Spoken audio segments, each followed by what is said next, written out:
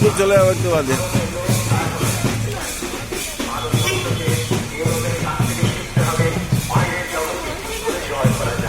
আর ইউরোপে ভারতের কাছে শিখতে হবে অন্তর্জগৎকে জয় করবার উপায়।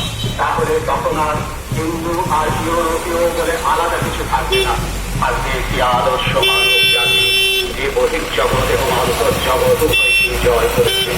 মানুষের মজমার একটা দিক আমরা বিকশিত করেছি, তারা করেছে অন্য আর একটা দিক। প্রয়োজন হল দিক সংযোজন। ভারতবর্ষ বিদেশ থেকে গ্রহণ করবে ঠিকই, কিন্তু নতুন ভারত গড়ে উঠবে ভারতীয় ধারাতে। সংস্কারকদের আমি বলতে চাই, আমি তাদের যে কোনো জনের চেয়ে বড় সংস্কার। তারা একটু সংস্কার চান, আর আমি চাই আমাদের সংস্কার, আমাদের পার্থক্য